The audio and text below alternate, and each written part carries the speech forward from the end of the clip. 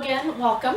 I think I have met most of you at least once, but again, my name is Tammy Latacina, and I'm the Family Life Director and Youth Minister here at St. Mary's. That means I get to do lots of different things, fun things, interesting things, new things all the time, and sometimes get to go back and share something like this, such good information that we came across a few years ago and want to continue to share. So that's who I am. My co-presenter tonight is Claire Chateau. Do you want to do a little introduction? Sure. I've been here at St. Mary's for 26 years. Our two kids went through St. Mary's schools and are now grown and married, both of them this summer. Congratulations. Lots of weddings and parties and family times, so that was a good thing, yeah. I work at Ball State University. I'm a professor in the biology department. This year I'm an acting associate dean. Everyone has an acting title in front of their name right now at Ball State, so I'm one of them.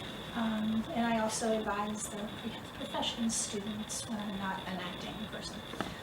So since there's an interim president, they put acting in front of it? Interim and acting are different things. Okay. Interim is when you're filling a position that we're actively searching for someone outside the university, and acting is when you're in a position that someone else has left but is coming back to. So, right.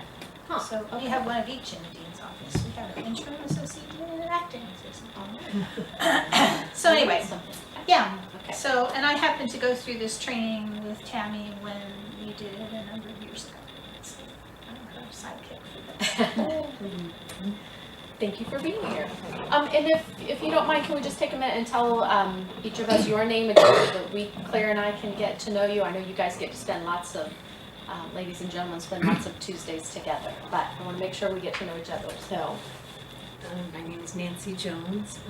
I've been a member of St. Mary's for about almost 40 years. I'm retired nurse. Worked in labor delivery for about 40 years, and it was great fun, a good place to work. thank you.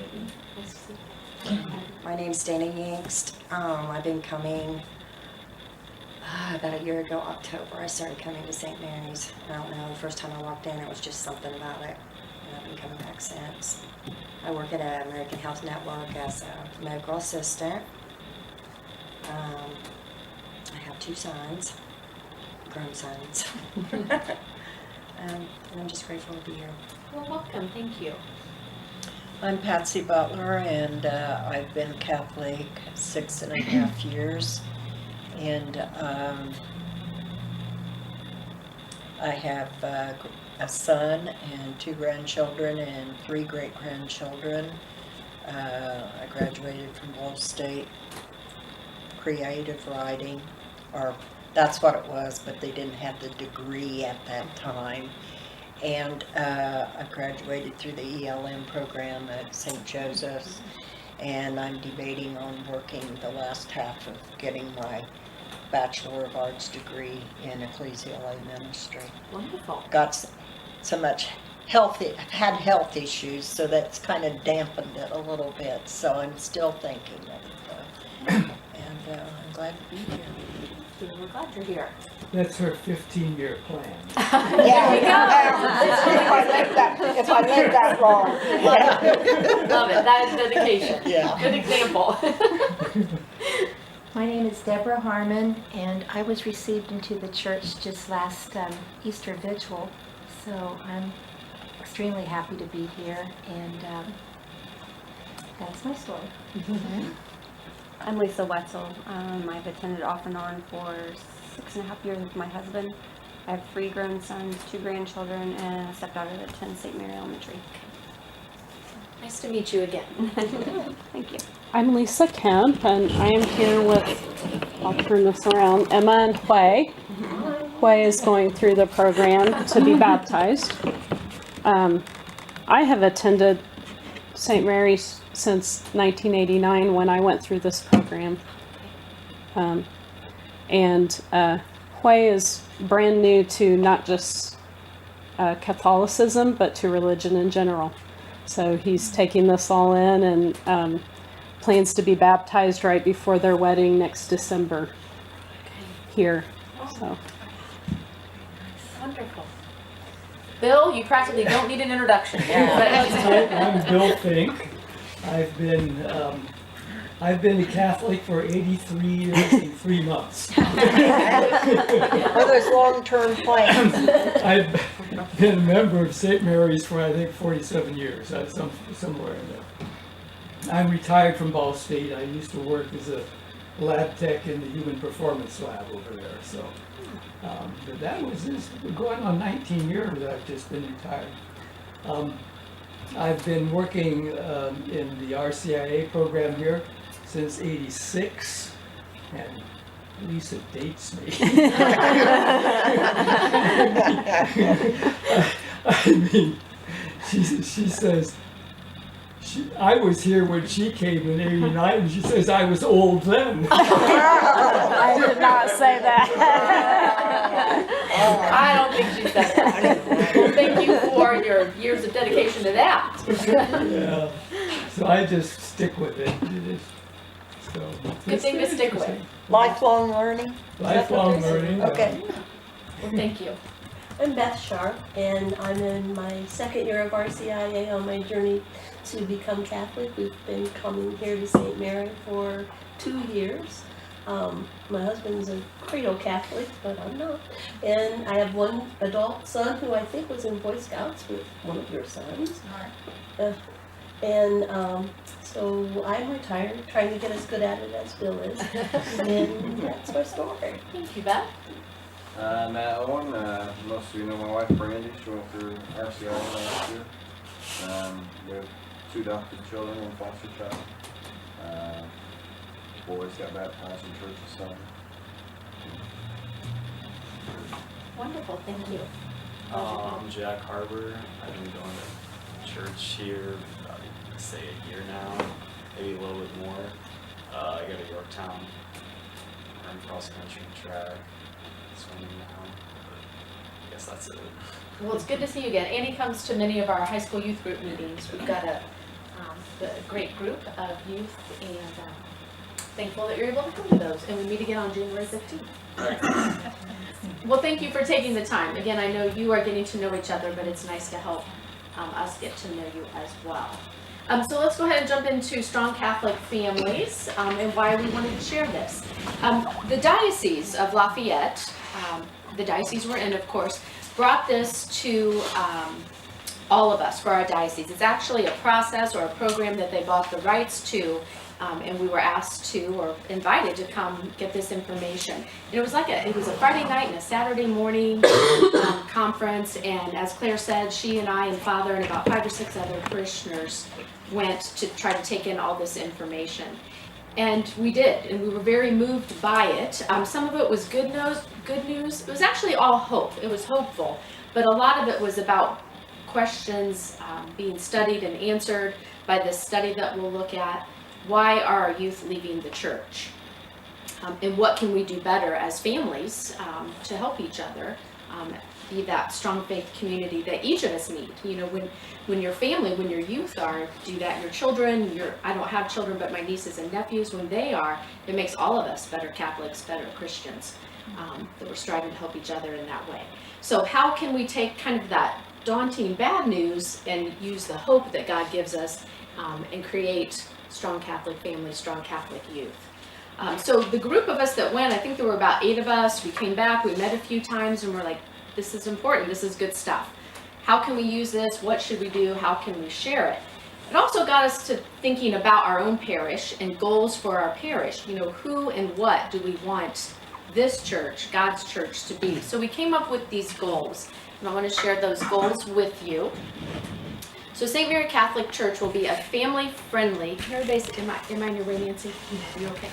A family-friendly faith community centered on Christ and His teachings. So everything we do needs to go back to that encounter, that relationship with Jesus. I know there's a lot to learn, and you're learning all of it. And some of you've been coming to this a little, more than a year. And there is. Bill's been teaching it all these years. There is a lot to learn, but that's just the richness and 2,000 years of tradition, capital T, and some small t traditions that you're learning about. Richness and beauty of it. But don't get too wrapped up in that. Remember that everything we do should be about that encounter in our relationship with Jesus Christ and his teachings. Because that's where everything that you learn about in the catechism, in the Bible, that's what it all goes back to. I know it seems like a lot sometimes. The other goal we wanted to make sure we're focusing on and thinking about, provide every person that comes to St. Mary with tangible evidence they are welcome, acknowledged, and valued.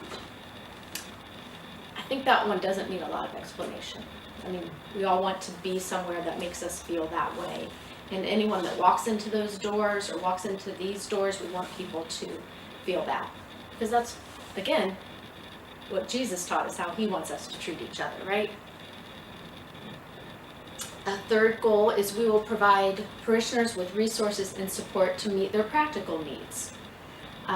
It's kind of hard to think about God's plan for you and that 15-year plan if you can't pay your electric bill or don't know where your next meal is coming from. And I think, again, in the world we live in, we all know someone who's had needs. You have probably helped some people that have been in that. But our parish has avenues to help them. And hopefully you're picking up a bulletin when you're here each week, or there's so much information in there. And there's resources, the Niemeyer Fund, the Thistle Fund, St. Vincent de Paul, a prescription bank. Those are just a few that are always in there for ways that we can help people meet those practical needs. That's what the Catholic Church does. So there are many ways to help. And whether, again, they're for parishioners and non-parishioners alike. There's ways that we can help everybody. So that's why we put it in the bulletin all the time, and that we should all be aware of, so we can point someone in that direction if they need that. And then this goal, we will provide parishioners with resources and support to meet their spiritual and faith-based needs. Of course, this is a perfect example. Live in Your Strengths, the men's Bible study, the women's Bible study. We have a Friday Moms group. Again, get a bulletin.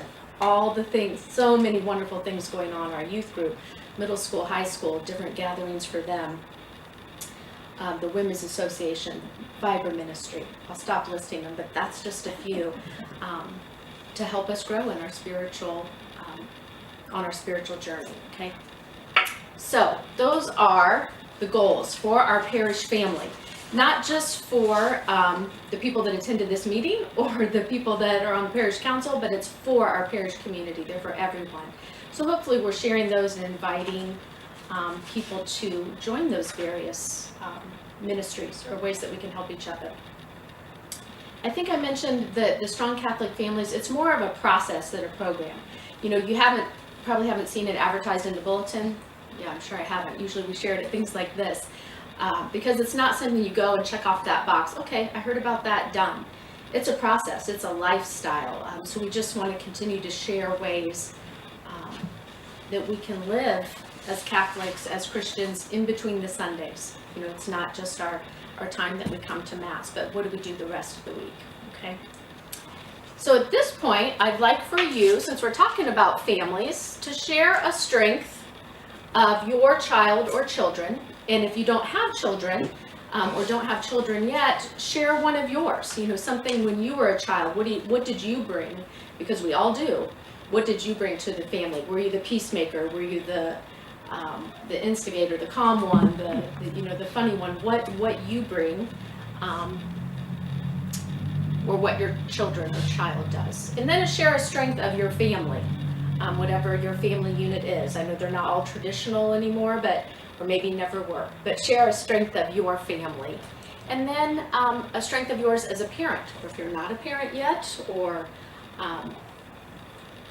as I said, I am an aunt, but what would be a strength of mine as to my nieces and nephews? Okay, so in your small groups, everybody take a minute and share those, whichever way you want to slide or chat, and everybody share, and we'll come back together in just a couple of minutes.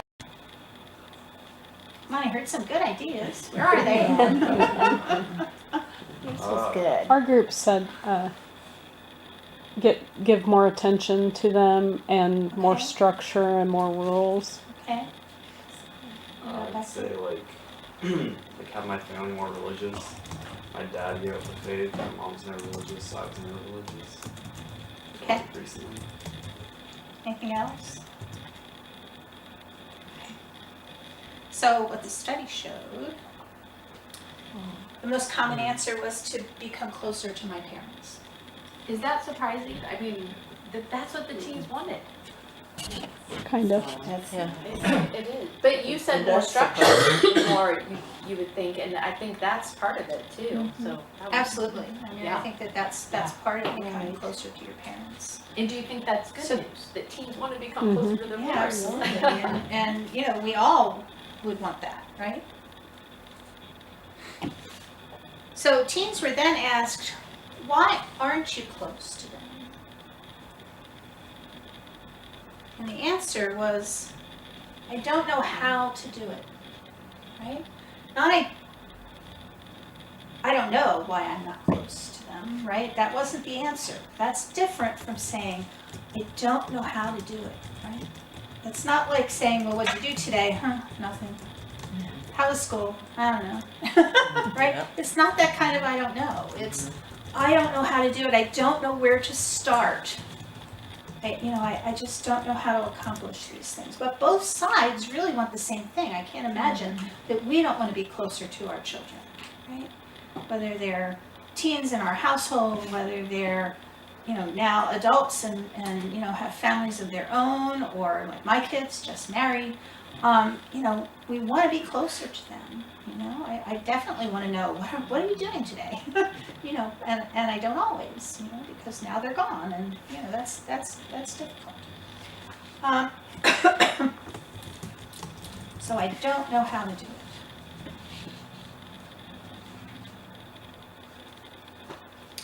So 2/3 of teens and 3/4 of parents say they would be willing to give up a weeknight activity in order to have dinner with their family.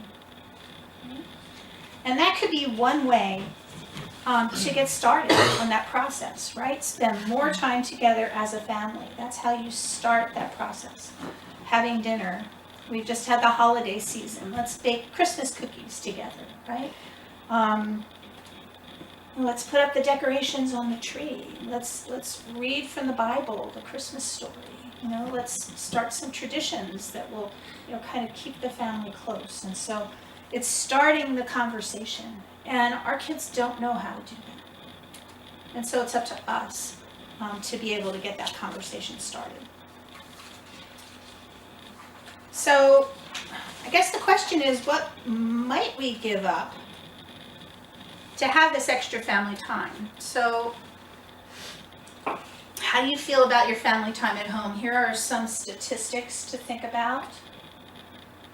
Only about 1/3 of North American families eat dinner together or eat one meal together each day. One meal, right? An average father spends 8 minutes per day with his children, and that includes meals and time watching television. So what goes on in your house? How long is your dinner time? What do you do after dinner, right? Are you off to the computer and your kids are watching TV? Are you on the internet or on Facebook? And, you really get absorbed in those kinds of things. Parents actually spend fewer than 3 minutes of non-directive communication with children per day. What do I mean by directive communication? That's things like, can you clean your room, please? Time to do homework, right? Off to your room, go do your homework. Please set the table. Time to go to bed, right? Those are directive communications, but meaningful non-directive communication, less than 3 minutes per day. That's the conversation starter. Some of the things on the cards that you saw, good conversation starters over dinner. Let's make dinner last more than 5 or 10 minutes. That's where you have your conversations. If it's normal to be too busy to be a family, then perhaps we need a new normal, right? We need to change something. It's time for a new normal. Change, though, requires 3 things, right? It requires intention, right? We have to want this to happen. It requires a decision, right? We can want something to happen forever, but it won't unless we decide we're going to make it happen. right? Are we going to now start that conversation with our children that will bring them closer to us? And action. So we can decide, but if we really don't do it, if we don't get that going, then nothing will happen. So change requires intention, decision, and action, right? People say it takes 3 weeks to develop a positive habit, but only 3 days of not doing it to lose it. So it's something that you have to practice, right? This isn't something that just happens spontaneously. You have to work at that, right? We work at our relationships with our spouses. We have to work on our relationships with our children too. They are not automatic, right? Or our grandchildren, or whoever, our parents, whoever it is we're talking about. We have to actually look at those things. What kinds of conversations can you have? Well, certainly, like I said, these cards are good. Tammy has a great tradition in her family. You want to talk about your mad, sad, glad? Yes, at dinner time, or like when I have my nieces and nephews' attention, just to ask them their mad, glad, sad. What made you mad today? What made you sad? And try to do the glad first, right? And on a positive note, but whichever. And sometimes they might just start with something that made them mad. It was difficult that day, but still, it's a whole conversation. But if you can get through those mad, glad, sad, and it's easy to remember, instead of just how was your day? Good. How was practice? Fine. Did a lot of homework? No. Yeah. What was your favorite thing you did today? Lunch. That was a good one in our house. What was the favorite thing that happened at school today? Lunch. I've also heard people do the thumbs up, thumbs down. So what was your thumbs up for the day? What was the thumbs down? So either way, it gets them talking about some different things that happened. A few more statistics. Only 12% of families pray together. And the average couple, right, the parents in the family, if we have a traditional 2-parent family, spend only 4 minutes of uninterrupted time together during the day. So this is really difficult. Why don't you take a minute or so right now and talk a little bit about the patterns in your own home and how you feel about them. So kind of discuss that with you. Also a good time to stand up and stretch and get a cookie if you need one. I know, if you think I was selling them and not giving them away, right? Okay. See if we can hear you guys. I don't know what happened. We got 2 sessions going now. Can you hear us? You guys can go ahead. I don't know what's going on. I guess with the girls being the ages they are, it's kind of still easy to keep them corralled because they're not driving and they're not, so yes, we do pray together. That's something we do every night. I take them to school. I do it on the way to school. Before they turn the radio on, I just lost my husband almost a year ago, so I guess we've been particularly close. We've kind of closed in. Sometimes you just ask. So, that's been a beautiful thing. They've really helped me. Help them, And that's a we good eat time. our meals together. Like I say, they don't So right now, I think we're reading the statistics. Hey, is this going to be better on the phone? I know things can Can you hear me? go haywire. I just pray they don't. Yeah. Okay. That's a big problem. In my house, my kids are all grown, but I have my grandkids usually 3 days a week for 12 hours a day. They're 1 and 4. That keeps you hopping. Yes, that happened today too. They are very well behaved. We all sit down at the table and have meals. They go to church, so my grandson understands, you pray before you eat. You're thankful for things. He asks questions about God and Jesus a lot. In the evenings, it's my husband and I for dinner. Oh, you good? We pray when we go to bed. When his daughter is there, we do have family meal time. We spend a lot of time together when she's there. offer anybody a cookie? I think we do really well. I'm gonna take Yeah, you. good. So I know. different than when my Just boys for grew me, up if you will. with my ex-husband. No, I So don't. it's a whole Mom works at home. different scenario, and it's really good. But But Nancy was saying, when she comes home, You guys want to talk about what you do? during the in families, and it's so fast paced. not much is what time. Exactly. Get up, Exactly. make them. Okay. My parents are trying to talk to me about that. And then she worked in What's going on recently and there's no like what's the work things and so she has to go. I don't know things. This is a monster topic.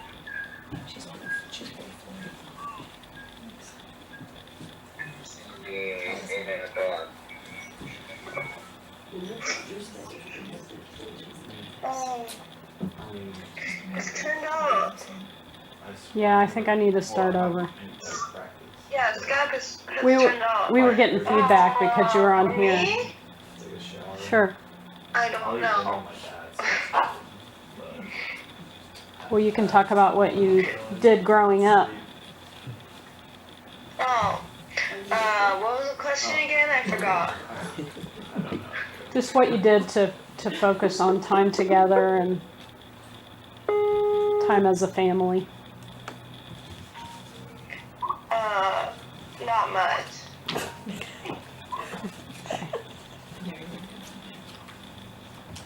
Okay, I don't know. all right, let's, here's some ideas, you know, do things reflect this or something different in your families? And, you know, how might we go about changing some of this?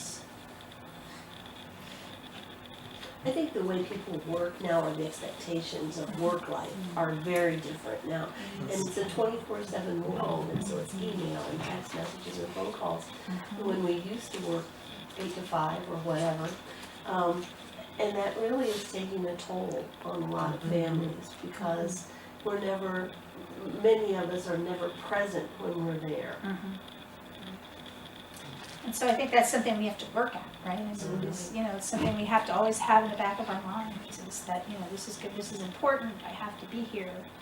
You know, I understand, our lives are really crazy hectic, right? I mean, you know, we were in the Boy Scouts, Girl Scouts, volleyball, basketball, soccer, track, cross country phase for a very long time with my children. And, you know, one of us was taking this one to a soccer tournament or something on the weekends, or a scout camp out, or, you know, my daughter was traveling to Chicago or to Louisville, or, you know, and for volleyball for years. And it just, I understand. I mean, we have to figure out how to make time for those sorts of things. And I think our children would certainly react really well to those things, because that's what they want. They want to be a closer family.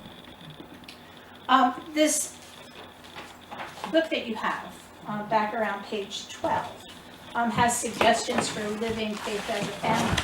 And so some of those things would be, make mealtime sacred. Set aside a couple of days a week when you're going to all make the effort to be there, right? Remember, we said, what would you give up to get this kind of time together?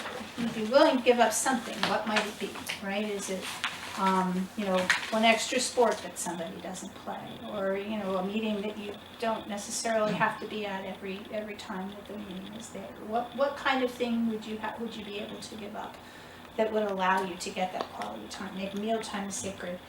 You know, just using faith images in the home, or reflecting the liturgical seasons, Advent, you know, together as a family, do an Advent candle, you know, an Advent wreath, you know, during Lent, make sure that, you know, maybe you're talking about the Lenten season and, you know, the kinds of sacrifices that you're making.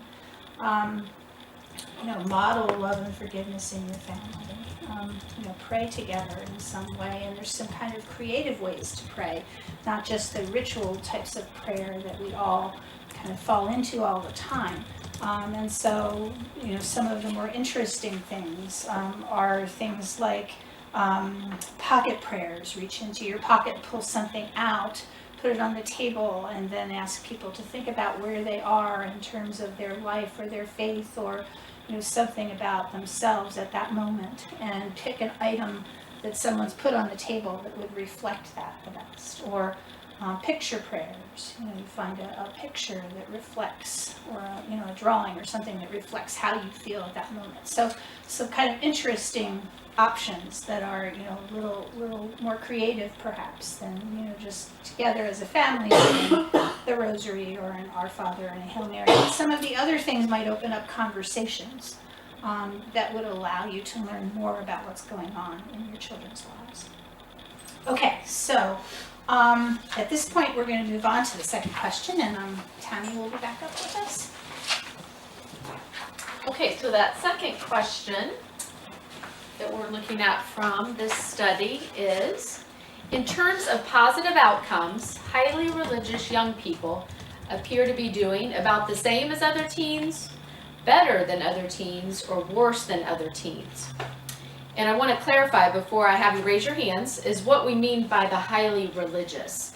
It is youth that are attending a religious service. Again, remember that they didn't just call Catholic households, it was households across the board. So some type of religious service, and how close they feel to God, if they went on mission trips, retreats, if they attend a Bible study, the frequency of drug or alcohol use, and then making healthy decisions. So that's what they mean by highly religious. The youth that are attending those things, how is it affecting life and their decisions, okay? So keeping that in mind, how do these youth appear to be doing? Raise your hand if you think A, about the same as other teenagers. B, better than other teenagers? Or C, worse? Yeah, we all think they're doing better, which again, that's a win-win. Like I said, some of this information was good news. If attending and doing and being part of a religious community helps our youth make better decisions, then of course we want them to be more involved or less involved. A or B, of course more involved. So again, this is good news. They're doing better than other teenagers when we talk about their well-being. So if more equals more, if attending more retreats, more youth group, more mission trips translates to better decisions, better well-being, then that's what we want for our youth.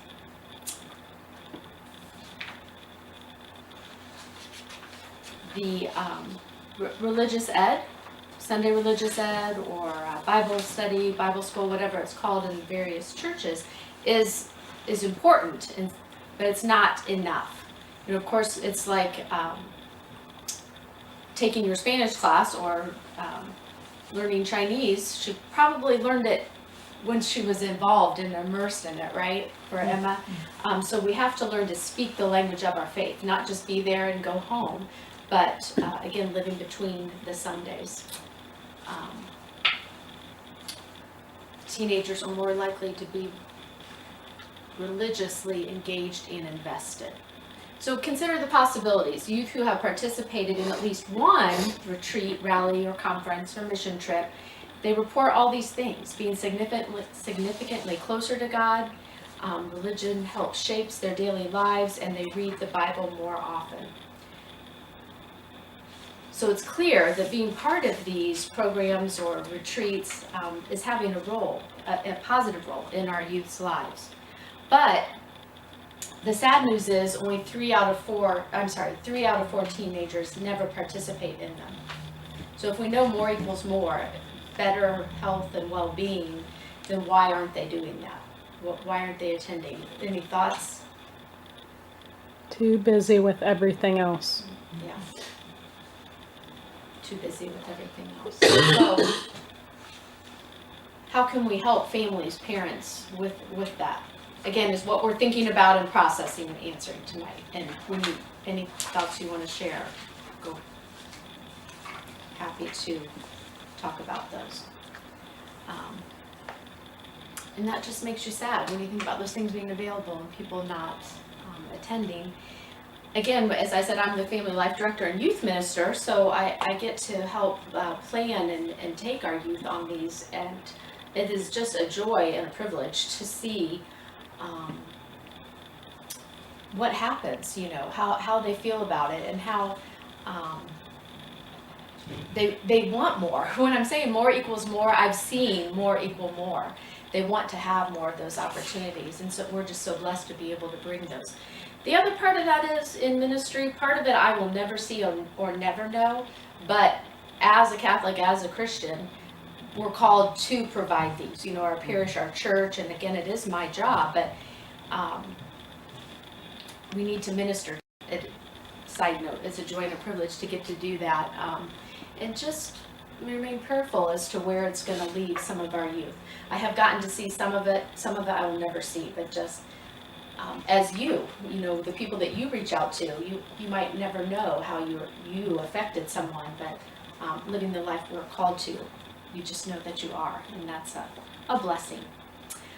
So some of the numbers and statistics, or those family time together, I think that was a little daunting. You're like, 3 minutes of non-directive, or less than one meal together, and 8 minutes from a dad in the household. It's a little like, what are we doing here? But we're in this together. It's not a blame game or anything like that. I keep saying community and stressing that. I hope you understand that the church, our church, St. Mary Parish, wants to be part of helping our families do that, to raise strong Catholic families and strong Catholic youth. This is Scott Appleby, from the University of Notre Dame. And this was one of those daunting parts when I read this. No previous generation of American Catholics inherited so little of the content and sensibility of the faith from their parents as have today's Catholic youth.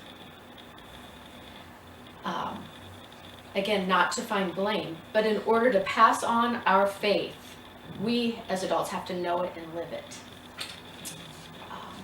So that's why we're going to talk about the domestic church in a few minutes too. And again, some of those tools that we can all help each other, tools that are in here, things that the Catholic community at large, it's there for us, so to take advantage of. Those are really helpful in the 5 keys that Claire's going to share with us, okay? Any questions or the comments, or Bill, thoughts on that, the statement from Scott Appleby, no generation has passed on Oh, less? I think that's quite true, yeah. What's the saying? You can't give what you don't have, all I could remember was the Latin, nemo dat quod non habet. And now you can't give what you don't have? Yeah, so, Pretty cool. but we see that quite true, and you can look back through the generation. I mean, I was born in the 30s, during the Depression, although I didn't experience much of it. World War II, the 40s, the 50s, then we had the 60s and the 70s. You can see the vast difference between these generations. And then the 80s and the 90s, and when you get to the millennials, And it seems like it's a gradual loss. In each generation gets a little worse, and a little worse, and a little worse in terms of the knowledge of the faith, the practice of the faith. And a number of the things that the causes for that are quite cultural. It would, back in the 60s and 70s, it would be the sexual revolution, for instance. Now in the present age, it's relativism. So. I love that the Catholic Church has realized this. I mean, so, like September 8th, we had Chris Stefanik here to speak. And that's not, just because, I heard about him and thought, gosh, Father, we should have him come talk. He is an international speaker and has a nonprofit company called Real Life Catholic. So, I mean, he knows it. Many thousands of people know that we dropped the ball as a Catholic faith. We dropped the ball somewhere along the way. And as I said, there are resources and people are out there are helping us reach our youth. Jack was there. That was really cool that night, wasn't it? The National Catholic Youth Conference, and just where Seek, where Betsy Kemp gets to be right now, that is for youth focus. The church has realized it, and they are picking it up, and the ball's in the air again. So grab it. Okay, so there are 5 keys to building strong Catholic families and strong Catholic youth, and we've already alluded to many of them. So we'll talk about the first few. Remember, we have to start the conversation, but we have to live the faith that we want to pass on, right? Catholicism is really a comprehensive way of life. We have to live the faith that we want our children to learn. So if we're just telling them about it and not living it ourselves, then it is not going to stick, right? The next one is make faith a top family priority. So we are the first and primary teachers of the faith for our children, and our children will need to be the first and primary teachers of the faith to their children. So for those of you who have grandchildren, or your children taking on this challenge to live Catholicism as their comprehensive way of life, showing them the faith by what they do. Do we pray together? Do we talk about our faith? Do we talk about making moral decisions and how to handle life issues from this comprehensive Catholicism that we live, right? This is a way of life. And so as we're talking about all the things we do, all the stuff that we do, besides, spending time with our children, we have to remember that we are the gatekeepers for our children's activities and time, right? We are the gatekeepers. We're the adults, right? We are the ones who have to help make those decisions. So remember that more equals more, right? The more that they participate in activities that are going to take them on mission trips or to retreats or to youth rallies or whatever it might be, the more they're going to start living their faith, the more they're going to get out of it. Jesus says our heart will be where our treasure is. And so, our hectic schedules just can't be allowed to overtake family time. We need to go to Mass, but we also need to participate in our faith as a family, right? As part of our family. We need to live our faith. 2 more.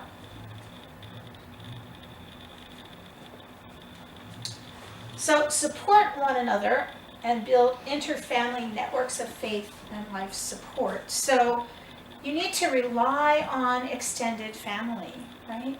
You need to rely on your church family to help reinforce this, right? What do we say? It takes a village, right? So this is going to be really important. We don't have to do it all ourselves, even though we are the primary teachers of the faith for our children.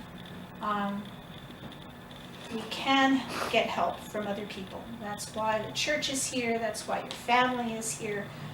And so you need to kind of stick together and support one another.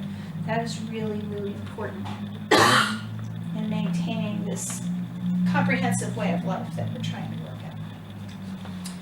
So live as the domestic church you already are. So we want our children to catch the faith from us. So again, you have to live your faith out loud. You have to model it for your children. You have to engage them in conversation. And so when we say the words domestic church, that isn't always an easy thing to figure out. So we have a really great little video. We want to, all right, I think you just click right in it. there we go. Oops, didn't do it. Okay, I clicked too many times. Back. Just click once. Here we go. This is the Universal Church.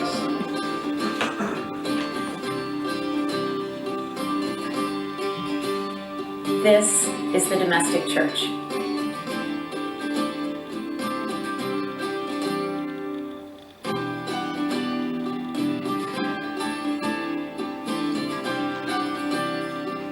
What makes the home what John Paul II defined as the church in miniature? 4 truths or cornerstones. Family life is sacred. Family activity is holy. Sorry, I didn't do this earlier. Families have a One more time. unique ministry. Families are an evangelizing community. Just going back. Sorry, I didn't do that earlier.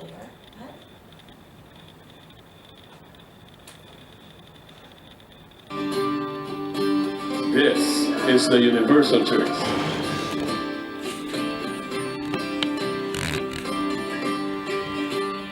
This is the domestic church. Try something else. Okay, talk amongst yourself. I tried to make it simple, but it didn't like. Pay no attention to the man behind. This is the universal church.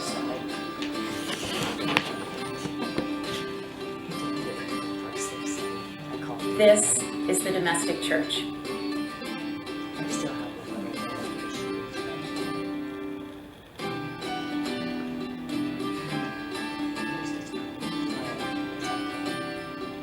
What makes the home what John Paul II defined as the church in miniature? 4 truths or cornerstones. Family life is sacred. Family activity is holy. Families have a unique ministry. Families are an evangelizing community.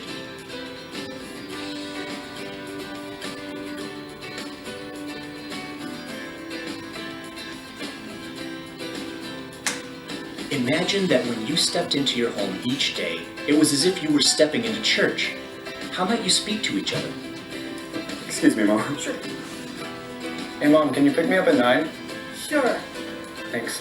How might you spend time together? Share a meal, share stories. So for the next couple of weeks, we're going to be dissecting a rat.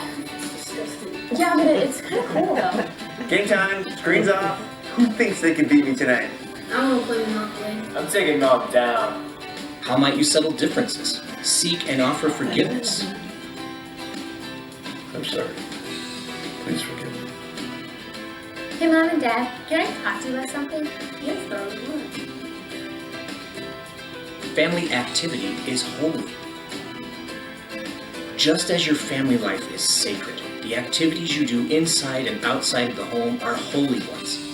How does this transform what you do, how you act, what you say? Jesus bless your life. Have a great time. Be safe. All right?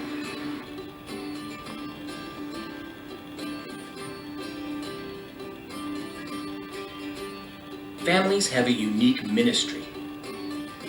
Consider the gifts each member of your family bring to the world. Put together, these gifts can serve God and others in a way unique to your family. What are your gifts, and how can you use them to be church in the world?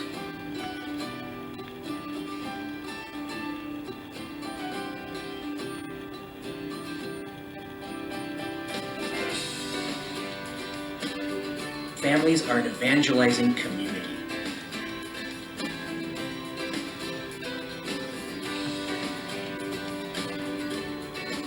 We are all called by our baptism to nurture faith at home so that we can share it with the world outside the home. How are you modeling the sharing of your faith to your children? So the question is, how can your family fulfill its calling? Be the church in the world. Sean la iglesia en el mundo. Be the church in the world. I want my family to be the church in the world. We are the domestic church.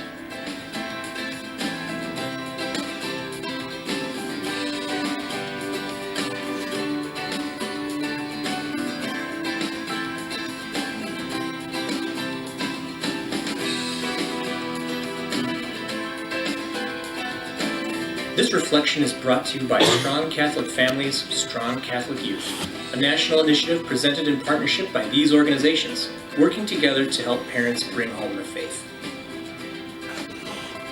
For more information, visit us at www.strongcatholicfamilies.org.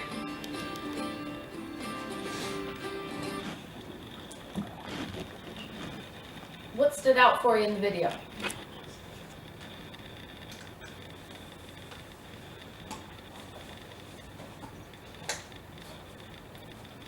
Anything helpful, interesting?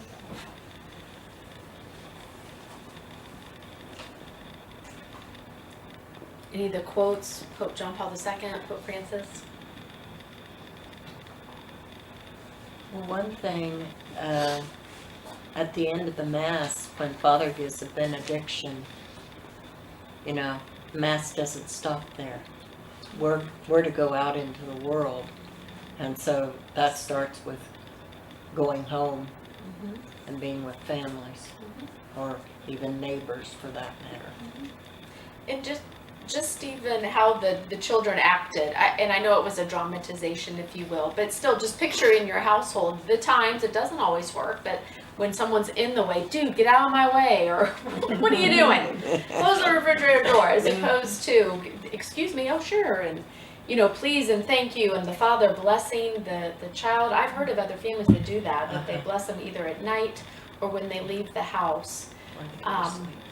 And how about the four pieces of the puzzle, picturing the house? So the domestic church is your home, where each of you live, where you're raising your families, or where you were raised, or are being raised.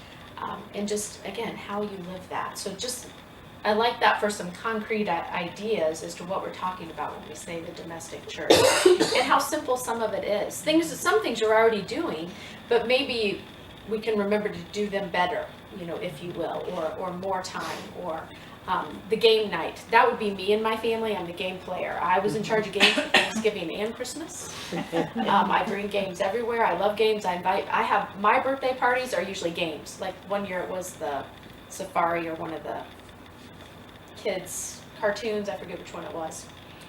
The zoo one, where they go over Madagascar. So that was our theme. I had, balloons and games with Madagascar. So they just know we're going to play games together when they come to my house. That's my little family part. But anyways, doing things together and doing them as a family. And that family time is holy. Saying the prayers together. The family, do you notice the family praying in the fast food restaurant? The family serving together at Mass. They're carrying up the gifts. I mean, until I started working here, or until I started serving more, I didn't realize what all it takes. It's amazing. It takes all of us. It is, a community to serve God and our church. So helping our families take their part in that. Just some other concrete ideas I want to throw out before we wrap up. I brought my nativity scene in because we have middle school youth group tomorrow night, and we're going to be talking about the Epiphany a little bit, and just, the Christmas season. As Father reminds us, Christmas is not over. What is this, the 10th day? The 10th day of Christmas. 12 days of Christmas actually start after Christmas, and the Epiphany we'll celebrate it at Mass on Sunday. But having things like that, white is the Christmas season, and leaving your decorations up until the Epiphany, just concrete ways to help all of us, not just our kids. Like I said, when it helps the kids in our house, it's helping us too. It's helping us live our faith better. The holy water, you notice outside the door here, we have a holy water font. You can get those for your house. So that would remind each of us, or put them in. I know my sister has them in her son's bedroom, and they do, bless themselves before they go to bed. And that's a prayer in and of itself. We're in the name of the Father and the Son and the Holy Spirit. Amen. So that, the more times a day we do that, imagine where that focuses our mind. So that we will say, excuse me, walking by the refrigerator instead of pushing someone out of the way, or thinking that they're just being annoying.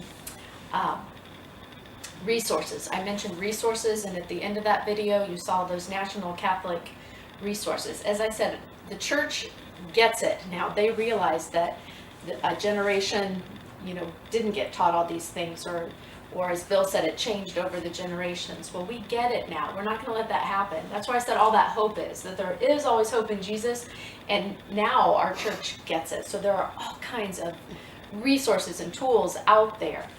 Some of them are local, like the Madonna Shop. Has anyone been to the Madonna Shop yet? You know where it is over? It's a great resource. That's my third home. It's Patsy's third home. I know sometimes when Lisa, the owner, will call me and tell me something's in, and we both just know, if Patsy's over there, just have her bring it. But it is a lovely shop, and she has all kinds of wonderful resources like that holy water font, or different books, or, reads like this: things for your children, you need a baptismal gift, or even a birthday gift for your niece, nephew, grandchildren. Why not add something from the Catholic gift shop with it, with the little toy you're giving them? Or another neat thing I've started, I realized, someone gave me this idea as a godparent. As I said, I don't have children, but I have 4 godsons and 11 nieces and nephews. So I found out the dates of their baptisms. So I send them a card or a note or a text. If I'm going to see them, have a little gift from the Madonna shop on their baptismal anniversary to remind them of that important date, even more important than celebrating their birthday. Things that I'm learning along the way, again, that just like to share. Many things online, as I mentioned, so there are things there to help all of us on this journey. Last thing before we wrap up, the book is yours to take home, so do take that. And as Claire mentioned, pages 8 to 11, there's lots of prayer resources in there, great ideas. And then from 8 to 11, there's an inventory to take. Just helping us take a real look, an honest look at where each of us and our families are on this journey and what we'd like to do better. And then I think a real life at the end of it is an action plan. You can't take all this and do this now. Like we're saying, more equals more, and we're the gatekeepers of our children's time. We know you can't. You're not just going to go home and rip them out of dance, gymnastics, and volleyball. These are gradual changes and things we have to, as Claire said, make a change, have the intention, the decision, and then actually take the action. There's some wonderful ways to start thinking about this. Begin with prayer as you do any of these things. So that'll be 4 steps. Begin with prayer as to where God is calling you to make these changes and help all of us do this better. The last thing is this response form. If you'd like to share a little information as to ways we, as a church, as St. Mary's Parish, can help in any resources or ideas that you might have. It says parent response form. It's really just your response to this. It's 2-sided. It's just for our use. It doesn't get sent anywhere. But I like the back really well too. There's ways. It says, please let us know how we can be more supportive of you and your family by checking the spaces on the back. So just take a quick look. You can take it with you and turn it in next week or fill it out tonight. Either way, we'll wrap up with a prayer in about 3 minutes. Or if you have any questions or comments. You want to send me this electronically too? I could do that, yeah. Thank you.